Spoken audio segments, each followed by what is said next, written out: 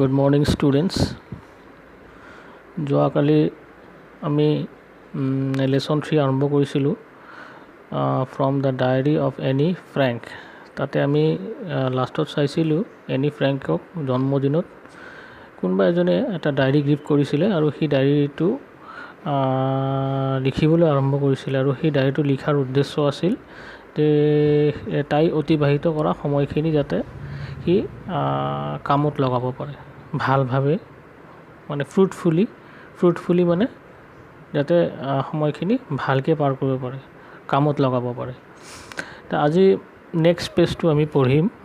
আজি এইখন পেৰাৰ পৰা আমি আৰম্ভ কৰিম এইটো আছিল ছানডে 14 জুন 1942। কি কৈছে চোৱা। On Friday 12 June I wake up at 6 o'clock and no wonder it was my birthday. মই 12 জুন তাৰিখে ৰাতিপুৱা 6 বজাত সাৰ পাইছিলোঁ আৰু মই আচৰিত হোৱা নাছিলোঁ, সিদিনা মোৰ বাৰ্থডে আছিল। তাৰমানে কি বুজাইছে, সি পাহৰি যোৱা নাছিলে তাৰ বাৰ্থডে, যে কোনোবা তাক উইচ কৰিব সি চক খাই উঠিব, সেনেকুৱা নাছিল। সি তাৰ মনত আছিল যে সিদিনা তাৰ birthday. But of course I was not allowed to get up at that hour, so I had to control my curiosity until a quarter to 7. কিন্তু মই 6 বজাত সাৰ পাইছিলোঁ ঠিকেই, কিন্তু 6 বজাত মোক টোপনিৰ পৰা উঠাৰ পাৰ্মিশ্যন নাছিল। তাৰমানে তাৰ মাক দেউতাকে 6 বজাত তাক ৰাতিপুৱা 6 বজাত তাক উঠিবলৈ দিয়া নাছিল। সি উঠিছিল কেইটাত? 6:45, মানে 7 বাজিবলৈ 15 মিনিট থকা সময়তহে তাক উঠিবলৈ দিয়া হৈছিল। তাৰ নিয়ম আছিল, তাৰ ৰুটিন আছিল আৰু সেইটো। এই 6 বাজিত সাৰ পাইছিল যদিও সি 6:45 সি তাৰ যিটো কিউৰিচিটি, মানে তাৰ সেই আৰু জন্মদিন এটা আনন্দ ফূৰ্তি, সেইটোক সি দমাই ৰাখিব লগা হৈছিল 6:45। তাৰপিছত কি কৈছে চোৱা। Then I could bear it no longer and went to the dining room where I received a warm welcome from the Murti, the cat. 6:45 হোৱাৰ লগে লগে সি দৌৰি তাৰ ডাইনিং ৰুমত গৈ পালে। ডাইনিং ৰুম মানে যিটো ৰুমত মানুহে খোৱা বোৱা কৰে। আৰু ডাইনিং ৰুমত গৈ সি দেখা পালে যে সিহঁতৰ এটা কি আছিল, মেকুৰী আছিল। মেকুৰীটোৰ নাম আছিল মূৰ্তি। এই মূৰ্তিয়ে তাক ৱেলকাম কৰিলে। তাৰপিছত কি কৈছে ছেকেণ্ড পেৰাগ্ৰাফ। এতিয়া আমি ছেকেণ্ড পেৰাগ্ৰাফটোত আহোঁ। এইটো second paragraph. Soon after 7 I went to mommy and daddy and then to the sitting room to undo my presents. 7 বজাৰ লগে লগে মই মোৰ মা আৰু দেউতাৰ ওচৰলৈ গ'লোঁ। তাৰপিছত মই ছিটিং ৰুমত, য'ত এটা ৰুম থাকে, প্ৰতিখন ঘৰত এটা ৰুম থাকে য'ত মানুহে বহে, আলহী আহিলে আমি বহিবলৈ দিওঁ, সেইটোক ছিটিং ৰুম বুলি কয়। ছিটিং ৰুমত মই গ'লোঁ, মানে এনি ফ্ৰেংকে গৈছিল আৰু তাত বহুত উপহাৰ ৰখা আছিল। তাৰ জন্মদিন আছিলে, সেইকাৰণে বহুত উপহাৰ দিছিল। সেই উপহাৰবোৰ সেইটো ৰুমত ৰখা আছিল আৰু সি সেই উপহাৰবোৰ এটা এটাকৈ খুলিবলৈ আৰম্ভ কৰিলে। তাৰপিছত কি কৰিলে, the first to greet me was you, possibly the nicest of all. তাক প্ৰথমতে উইচ কৰিছিলে তাৰ মা আৰু দেউতাই, আৰু সেইটোৱে তাৰ আটাইতকৈ ভাল লগা উইচ আছিল। দেন উইচ মানে শুভকামনা দিয়ে যে, সেইটোকে উইচ বুলি কয়। Then on the table there was a bunch of roses, a plant and some peonies and more arrived during the day. এই ছিটিং ৰুমত এটা টেবিল আছিল। সেই টেবিলখনত বহুত উপহাৰ ৰখা আছিল। কি উপহাৰ আছিল চোৱা, এনেকুৱা বাঞ্চেছ অফ ট্ৰী, এ প্লেণ্ট, তাৰপিছত ছাম পায়নিছ হ'ল এক প্ৰকাৰৰ ফুল, তাৰপিছত মোৰ এৰাইভড ডিউৰিং দ্য ডে। তাৰমানে গোটেই দিনত আৰু উপহাৰ আহি আছিল, বহুতে আহি আছিল, তাক উইচ কৰি আছিল আৰু উপহাৰ দি আছিল।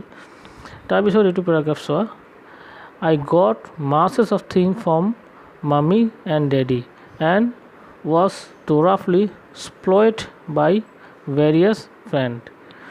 মই মোৰ মাক আৰু দেউতাকৰ পৰা বহুতখিনি বস্তু পালোঁ, জন্মদিনা বহুত উপহাৰ, বহুত গিফ্ট মই পালোঁ, আৰু মোৰ বন্ধু বান্ধৱীসকলেও মোক বহুত ধৰণৰ উপহাৰ মোক দিলে।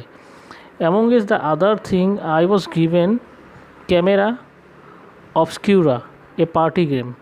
এই কেমেৰা অবস্কিউৰা এক ধৰণৰ গেম হ'ব খুব সম্ভৱ। মই এইটো বিষয়ত সিমান এটা আইডিয়া মোৰ নাই, মই দেখিছিলোঁ কিন্তু সেইটো একজেক্ট মই কিটো নাপালোঁ যে কেমেৰা অবস্কিউৰা মানেটো কি। ঠিক আছে, এই পাৰ্টি গেম আছিল সেইটো, মানে এইটো তাৰ জন্মদিনৰ এটা গিফ্টে আছিল, কেমেৰা অবস্কিউৰা এই পাৰ্টি গেম।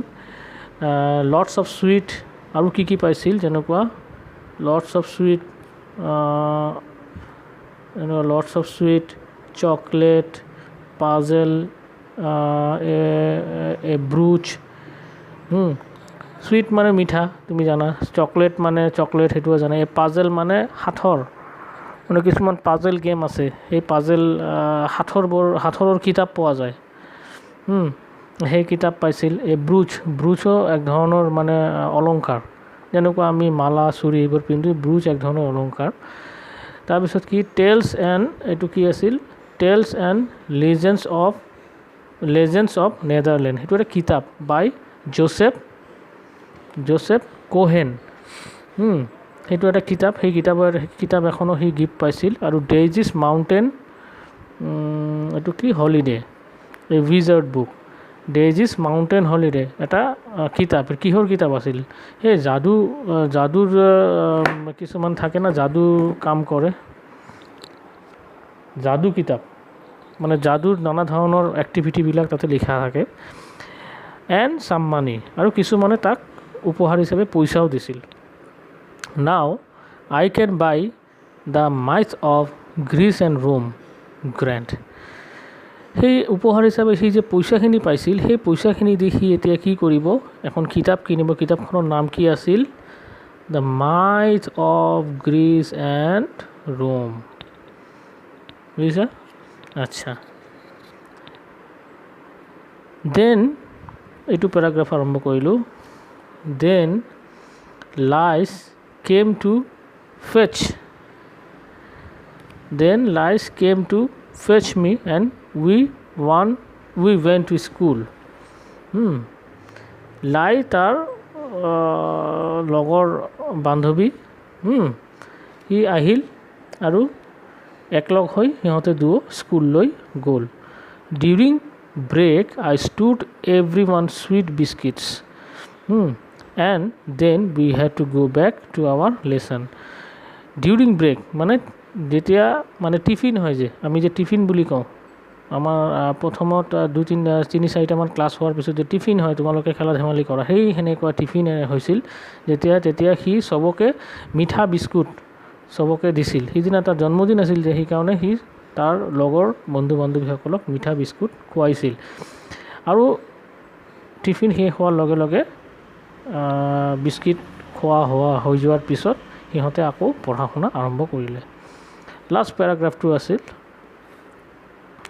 পেৰাগ্ৰাফটো এইটো, নাও আই মাষ্ট ষ্টপ। এতিয়া মোৰ কাহিনী বন্ধ কৰিব লাগিব, কাৰণ সিটো ডায়েৰীত লিখিছে কিন্তু দেই, এইবোৰ ডায়েৰীত লিখিছে। তো সি কৈছে নাও আই মাষ্ট ষ্টপ, মই এতিয়া বন্ধ কৰিব লাগিব। Bye we are going to be great pals. তাৰমানে যোনে এই ডায়েৰীটো পঢ়ি আছে তাক কৈছে সি যে এতিয়া মোক বন্ধ কৰিব লাগিব কাহিনী, আৰু আমি খুব ভাল বন্ধু হ'বলৈ গৈ আছোঁ।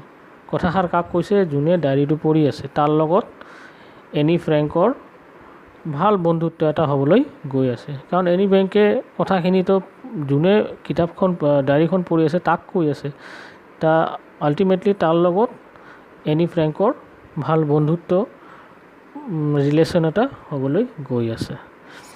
আজি এইখিনিয়ে থাকক, নেক্সট ক্লাছত মই নেক্সটখিনি বাকীখিনি পঢ়াই দিম।